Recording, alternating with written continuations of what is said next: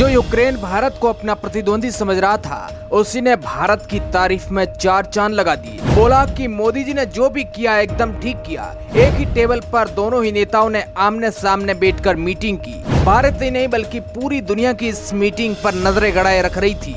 सब जगह पर केवल एक ही बात कही जा रही थी कि कहीं जेलेंस्की मोदी जी को कुछ बुरा भला न कह दे, क्योंकि पूरे युद्ध के दौरान भारत ने रसिया का स्टैंड लिया था, रसिया का साथ नहीं छोड़ा था। वो चाहे ऑयल को लेकर हो या फिर यूएन की मीटिंग में अपना स्टैंड रखने की बात हो। और मैं आपको बता दूं तक इस मीटिंग में मोदी जी और जेलेंस्की की मुलाकात पहली बार हुई थी, जिसमें वे एक साथ आमने सामने बैठकर बात कर रहे थे।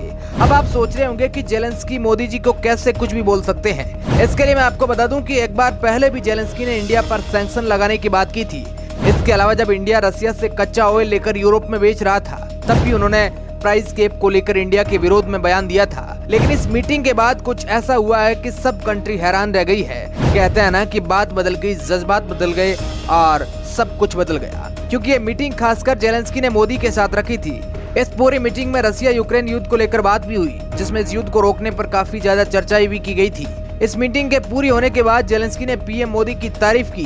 बाकायदा जेलेंस्की का ये आप ट्वीट भी देख सकते हैं। इसमें उन्होंने लिखा कि मेरी इंडिया के प्राइम मिनिस्टर के साथ मीटिंग हुई जापान में, जिसके तहत मैंने मोदी जी को यूक्रेन पीस फॉर्मूला इनिशिएटिव में इनवाइट किया है। इस पीस में हम यूक्रेन की शांति के संबंध में बात करेंगे।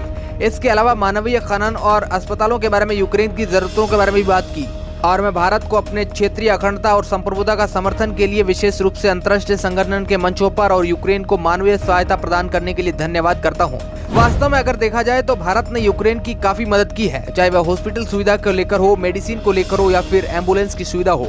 हालांकि भारत ने कभी भी हथियार प्रोवाइड नहीं किए हैं, लेकिन मानवीय सेवा के लिए भारत हमेशा आगे रहता है। उसमें भारत के चाहे कितने भी बड़े दुश्मन क्यों नहीं हो जाए, सभी को भारत हेल्प करता है। उदाहरण के तौर पर तालिबान, टर्की, जिसमें बहुत बड़े लेवल पर भूकंप आया था, लेकिन भारत ने इंसानियत के नाते आगे आकर टर्की तक की मदद की थी। और अभी रिसेंट में चाइना के लोगों को समुद्र में ढूंढ कर निकाला था। ये तो सब ठीक है, लेकिन सबसे बड़ी बात यूक्रेन ने ये बोली है कि हम यूक्रेन की संप्रभुता, क्षेत्रीय अखंडता का समर्थन के लिए विशेष रूप से धन्यवाद करते हैं। अब अगर इस बात का मतलब देखा जाए तो ये होगा कि इंडिया की इस युद्ध को लेकर जो नीति रही, मतलब कि वोटिंग से एब्सटेन करने की, वो इनको सही लगी। ये बात काफी हैरान कर देने वाली थी, क्योंकि जो यूक्रेन इतने टाइम से कह रहा था कि एक बार इंडिया हमारे साइड में वोटिंग कर दे, तो वह एक्सटेंड करने वाली बात को मानने लगेगा। यहाँ तक कि पूरा यूरोपीय यूनियन इंडिया को केवल एक बार रसिया विरोधी बयान देने पर फोर्स करने लगा था, वो आज अपने ही रंग बदल बैठा है। खैर, आखिर कोई तो समझा कि इंडिया जो भी कर रहा है वो ठीक ही कर रहा है। कोई नहीं, धीरे धीरे ये बात सबको समझ में आ जाएगी। वैसे इसके बारे में आपकी क्या राय है, कमेंट के माध्यम से जरूर बताएं। धन्यवाद।